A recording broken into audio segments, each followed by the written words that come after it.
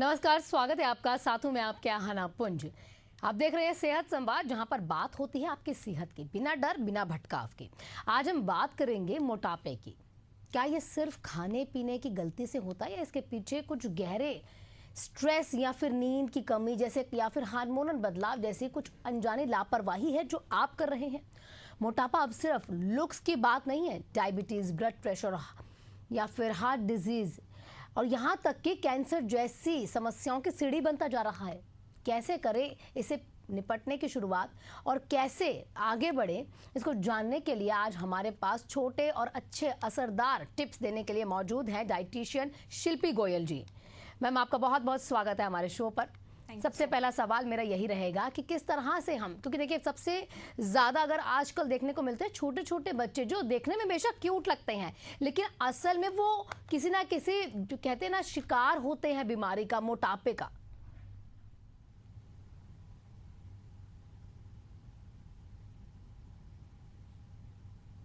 तो क्या उन्हें ज़्यादा प्यार मिल रहा है, खाना पीना मिल रहा है? थोड़ा समझना चाहेंगे आपसे। बिल्कुल। बच्चों में बढ़ता हुआ मोटापा एक बड़ी समस्या होती जा रही है और पेरेंट्स को इस चीज़ से अवेयर होना बहुत ज़रूरी है। जहाँ पर भी उन्हें ये पता चले कि आप बच्चे को ओवर साइज़ के कपड़े पहनाना शुरू कर दिए, आपको सतर्क हो जाना चाहिए।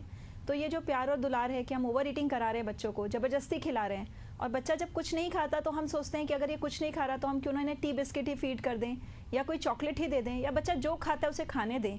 ये वाला जो एटीट्यूड है ये बहुत ही रिस्की है बच्चों के लिए, क्योंकि अगर उनका मेटाबॉलिज्म इतनी छोटी उम्र से ही बिगड़ जाएगा तो आगे चल के उन्हें बहुत सारी परेशानियां फेस करनी पड़ेंगी।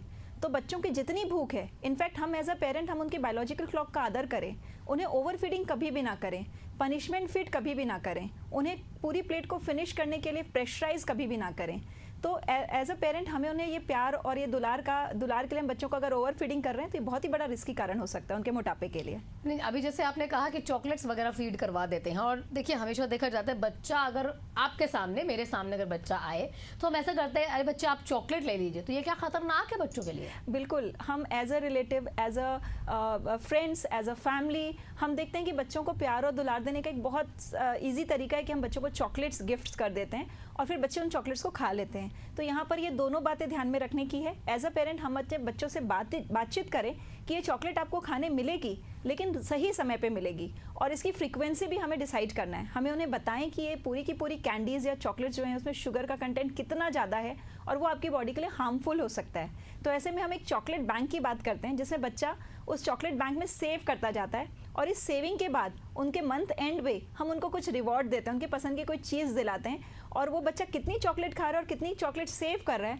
और किसी ज़रूरतमंद बच्चों को हम उसको डिस्ट्रीब्यूट करने के लिए उनके अंदर एक अलग फीलिंग भी हम जगाते हैं। तो ये पूरा का पूरा जो लेसन है, ये पूरा का पूरा जो गेम है, ये बच्चों को एक मोटिवेशन देता है कि किस तरह से वो चॉकलेट्स को रख के सेव करके भी इंजॉयमेंट को फील कर सकते हैं। बिकॉज अगर आप उन्हें डायरेक्टली मना करेंगे तो कहीं ना कहीं खा लेंगे और आपसे वो शेयर नहीं करेंगे। तो इस तरीके से हम बातचीत कर सकते हैं। हम पेरेंट्स, फैमिली, फ्रेंड्स को बता सकते हैं कि हम बेटर गिफ्ट्स चूज़ करें बच्चों के लिए चॉकलेट्स के अलावा भी। इससे तो ये भी समझना चाहेंगे, आपने कहा कि हमें निर्धारित कर लेना है कि भाई इतनी ही चॉकलेट देनी है, तो कितनी चॉकलेट एक बच्चे को एक महीने में देनी चाहिए?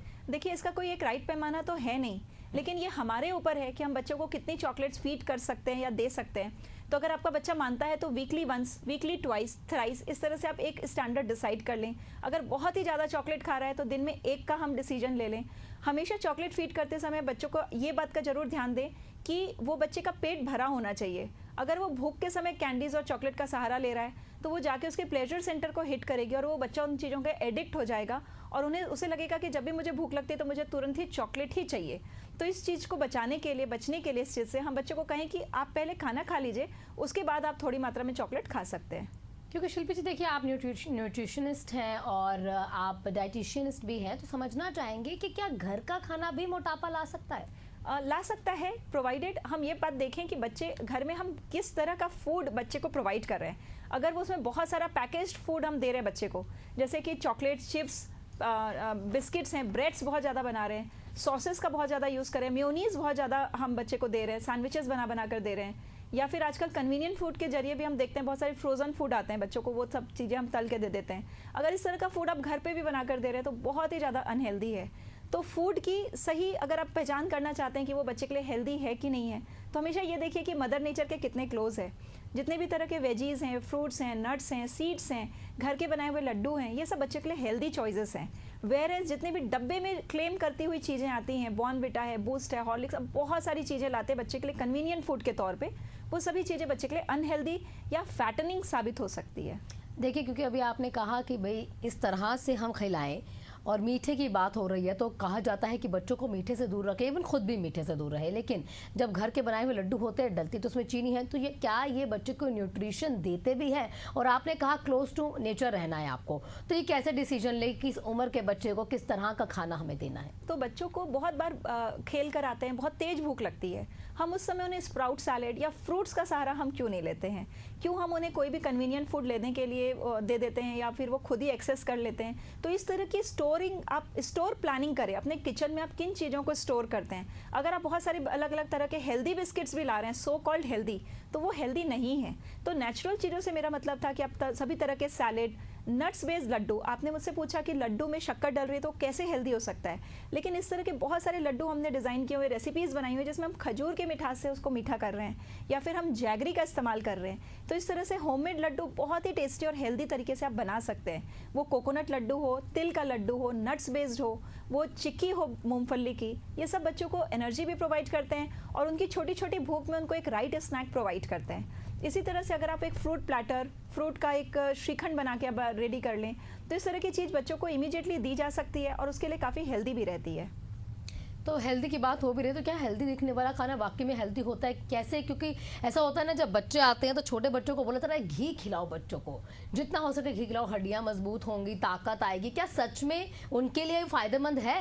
बिल्कुल, अगर आप बच्चे को एक नेचुरल होममेड फूड दे रहे हैं, तो माँ का बनाया हुआ हाथ से हम जो घर पे एक इंडियन कुकिंग या मेडिटेरियन डाइट की अगर हम बात करें, जिसमें चपाती, दाल, सब्जी, बटर मिल्क या फिर दही का सभी चीज़ें पाई जाती हैं, सैलेड होते हैं, तो ये फूड बच्चे के लिए वाकई में हेल्दी हैं।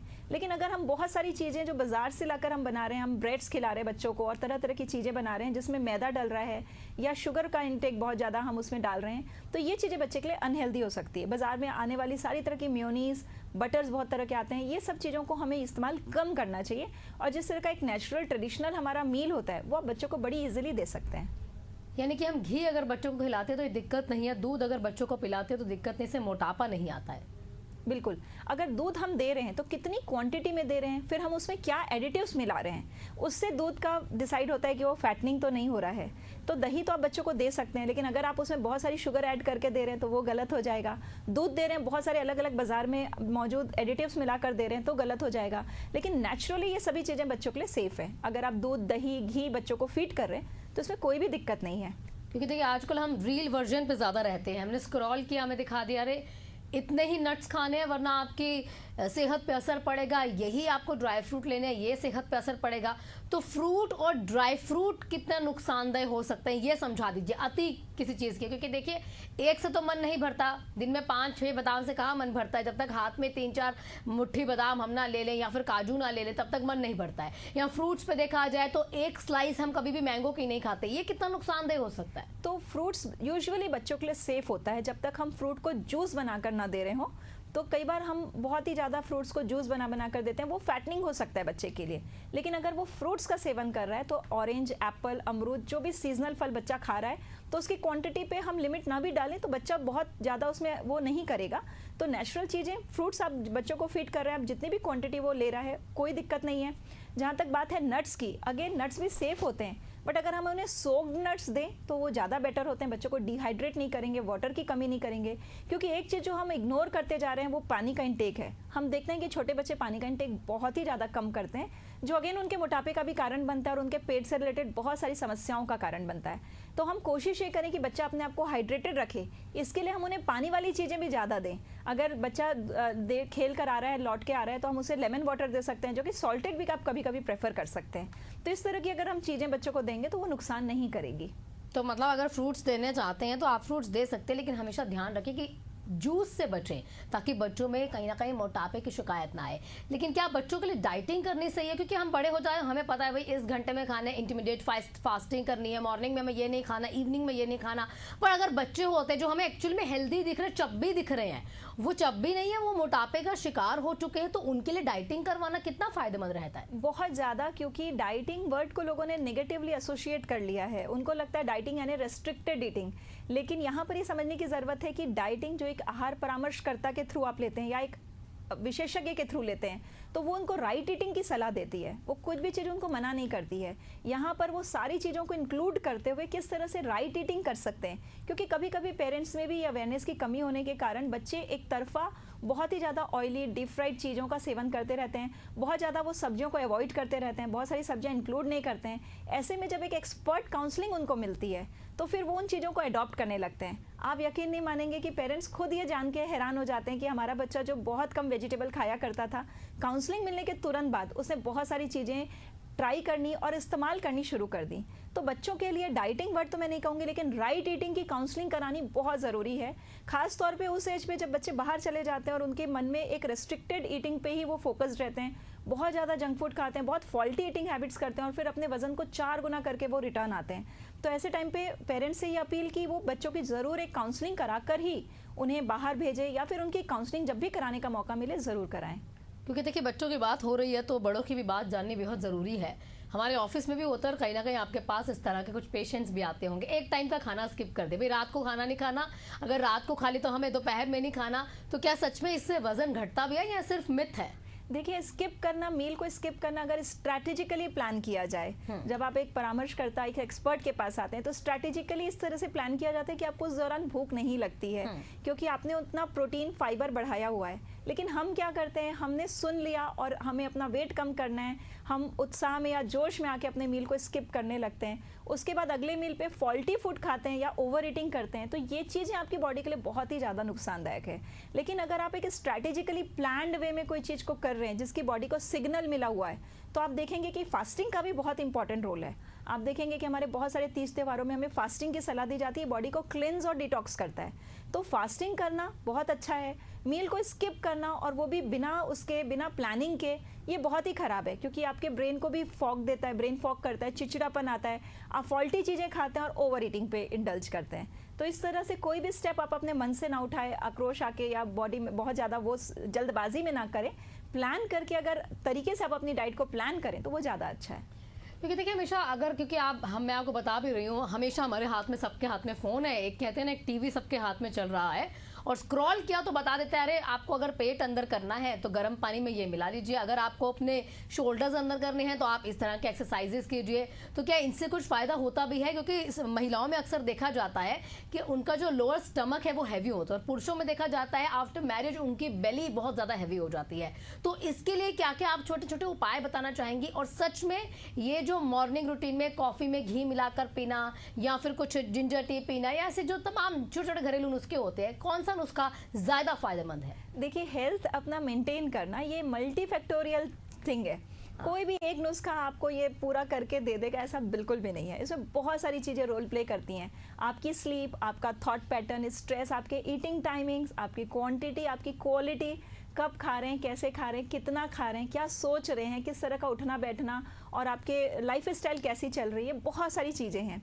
तो कोई भी एक ऐसा नुस्खा, जादुई नुस्खा कि आप पानी में ये डाल के पी लेंगे तो आपका बेली फैट कम हो जाएगा, ये थोड़ा सा मिसगाइड करता है लोगों को। तो इन चीज़ों में आप भले ही अपनी लिस्ट में काफ़ी चीज़ें शामिल कर लें कि आप मॉर्निंग रूटीन में चाय ना लेकर, ब्लैक टी या नॉर्मल चाय ना लेकर आप एक लेमन वाटर से अपने दिन की शुरुआत करें, क्लिनजिंग होता है। तो इन सब चीज़ों के अपने अपने फ़ायदे हैं, पर ऐसा कोई भी जादुई नुस्खा नहीं है जिसको फॉलो करके बस आप अपने बेली फैट या अपने स्टमक फैट को कम कर सकते हैं। इसके लिए एक राइट गाइडेंस कि आप जिस जगह पर है वहाँ से आप अपने आप को कैसे इम्प्रूव करके आप बेटर फूड एंड न्यूट्रिशन की तरफ आगे बढ़ सकते हैं। तो ये चीज़ें over a period of time 100% आप अचीव कर सकते हैं। आप चूंकि लेमन वाटर की बात कर रही हैं तो ये भी विदाउट शुगर ही रहेगा? बिल्कुल विदाउट शुगर रहेगा, विदाउट हनी रहेगा, क्योंकि बहुत सारे लोग early in the morning Honey का सेवन करते हैं, ऐसे में वो वेट लॉस नहीं कर पाएंगे। इसी तरह ये भी समझना चाहेंगे, अब अक्सर देखा जाता है कि लोग कहते थे अरे रोटी नहीं खानी, रोटी से मोटापा आता है, आप मल्टीग्रेन वाला आटा लाइए उसके चपाती खाइए, आप रागी का आटा लाइए आपके हेल्थ के लिए अच्छा वो खाइए, लेकिन गेहूं का आटा खराब भी हो सकता है हमारी सेहत के लिए। देखिए, ये भी अगेन एक मिथ है कि आप गेहूं की रोटी छोड़ दीजिए और मल्टीग्रेन ले लीजिए तो आपका वेट कम हो जाएगा, क्योंकि जितना कार्बोहाइड्रेट गेहूं में होता है उतना ही दूसरे मिलेट्स या दूसरे अनाज में होता है। केवल उसकी जो पचने की स्पीड है वो अलग अलग होती है। तो जो मिलेट्स का आटा होगा या जो मल्टीग्रेन होगा वो धीरे धीरे पचेगा, स्टमक को धीरे धीरे एम्प्टी करेगा। राइस की स्पीड ज़्यादा होगी, गेहूं की थोड़ी कम होगी और उससे भी कम होगी मिलेट्स की, क्योंकि उसमें फाइबर का इंटेक ज़्यादा है। लेकिन एट द सेम टाइम आपको ये सोचना चाहिए कि किन चीज़ों से आपकी बॉडी फ्रेंडली है। अगर आप गेहूं को अच्छे से पचा पा रहे हैं, कोई दिक्कत नहीं है, तो आप उतना ही अमाउंट का कार्बोहाइड्रेट ले सकते हैं। अगर मिलेट्स आपको खाने से ज़्यादा हैवी लगता है तो आप उसको छोड़ के दूसरी चीज़ें चूज़ कर सकते हैं। तो एक्चुअली जो न्यूट्रिशन होता है वो बहुत ही ज़्यादा इंडिविजुअल होता है और पर्सन सेंट्रिक होता है। तो ये चॉइस टोटली आपके हाथ में है कि आप किन चीज़ों को पचा पा रहे हैं, किन चीज़ों से आपकी बॉडी अच्छा फील कर रही है। अच्छा, कभी कभी ऐसा भी होता है, कुछ हम अपने फ्रेंड्स से मिलते हैं, कोई बच्चों से मिलते हैं, तो पेरेंट्स चूंकि मोटे हैं या मोटापे का कहीं ना कहीं उनमें देखने को मिलता है, मोटापे के शिकार हैं, तो बच्चे भी मोटे होते हैं, तो उनका यह बहाना होता है अरे बच्चे मेरे पे गए हैं। तो क्या सच में मोटापा जेनेटिक होता है? देखिए, जेनेटिक जरूर रोल प्ले करता है। बॉडी कैसे फैट स्टोर करेगी, कहाँ करेगी, किस तरह का मेटाबॉलिज्म रहेगा, लेकिन उसके बावजूद डाइट और लाइफ स्टाइल ये अल्टीमेटली डिसाइडिंग फैक्टर होते हैं कि वो जीन को टर्न ऑन करेंगे कि टर्न ऑफ करेंगे। इसको एक एग्जांपल के माध्यम से समझ सकते हैं। जैसे कि एक गन लोडेड है, लेकिन ट्रिगर दबाने का काम तो आप ही का है, वो गन चलेगी कि नहीं वो आपके हाथ में है। ठीक उसी तरह अगर हम जेनेटिकली प्रोन भी हैं मोटे होने के लिए, लेकिन लाइफ स्टाइल और डाइट से ही आप उसको अनलॉक करते हैं या लॉक करते हैं, तो ये टोटली आपके हाथ में है कि किस तरह से आप अपनी डाइट और लाइफ स्टाइल का ख्याल रख के आप या तो मोटे हो सकते हैं या अपने आप को मोटे होने से बचा सकते हैं। तो जेनेटिक्स का बहाना लेना बिल्कुल भी गलत है। अच्छा, आजकल बॉलीवुड में भी देखा जाता है कि भाई आपको अपने शरीर पर इस तरह के कमेंट्स नहीं लेने हैं। वो कहते हैं ना कि आप मगर मोटे हैं तो ऐसा नहीं सोचना है कि आप मोटे, आप हेल्दी हैं। तो क्या एक मोटा शख्स भी हेल्दी हो सकता है? क्योंकि अमूमन देखिए आजकल क्या देखा जा रहा है, आप जिम जा रहे हैं, आप खूब हेल्दी हैं, लेकिन अंदर से कितने भी के इतने हार्ट अटैक के कहीं ना कहीं केसेस जो है बॉलीवुड में देखने को मिले। अब उससे इधर एक और समस्या भी है, कुछ ऐसे एक्ट्रेस हैं जो मोटी हैं लेकिन अब फिल्म में काम भी कर रही हैं और उसके बाद बोला भी जाता है कि भाई मैं हेल्दी हूँ। तो मोटा शख्स भी हेल्दी हो पाता है? बिल्कुल, और पतला शख्स भी अनहेल्दी हो सकता है। ये दोनों ही बातें राइट हैं। तो मोटापा आपके लिए कई बीमारियां इनवाइट करता है, लेकिन ऐसा नहीं है कि अगर आप मोटे हो तो आप बिल्कुल ही अनहेल्दी हो, क्योंकि किस तरह का फूड और लाइफ स्टाइल और डाइट से आप ले रहे हो चीज़ों को, वो बहुत ज़्यादा डिसाइडिंग फैक्टर होता है। तो ये टोटली डिपेंड करता है कि किस तरह की डाइट, लाइफ स्टाइल, क्योंकि मोटापा एक मार्कर हो सकता है लेकिन ये डिसाइडिंग फैक्टर नहीं है। कई बार पतले लोगों की भी डाइट इतनी पुअर होती है कि वो सबसे ज़्यादा अनहेल्दी, उनके ही तरफ सारी बीमारियाँ आती हैं। तो इस चीज़ को हम मार्कर के रूप में यूज़ करें, डिसाइडिंग फैक्टर के रूप में यूज़ नहीं कर सकते। अच्छा, जैसे कि आप ये मान लीजिए कि हमने एक बच्चे को देखा, वो हमें देखने में बहुत क्यूट लगा, बहुत चब्बी लगा। अब हम कैसे डिसाइड करें, मतलब एज अ पेरेंट कैसे डिसाइड करें कि भाई मेरा बच्चा मोटापे का शिकार है, ये चब्बी नहीं है, ये कैसे पता लगे? क्योंकि माँ बाप के लिए अपने बच्चे सबसे खूबसूरत होते हैं, तो उनको कैसे पता लगेगा? बिल्कुल सही सवाल है। जब भी आप अपने पीडियाट्रिशियन के पास जाते हैं या आप डाइट कंसल्टेंट के पास आते हैं, तो हमारे पास एक ग्रोथ चार्ट होता है जहाँ पर हम बच्चे की हाइट, वेट को डालकर BMI निकालते हैं और फिर ग्रोथ चार्ट में उसको प्लॉट करके आपको बता देते हैं कि वेदर बच्चा नॉर्मल वेट है, अंडर वेट है या ओवर वेट है।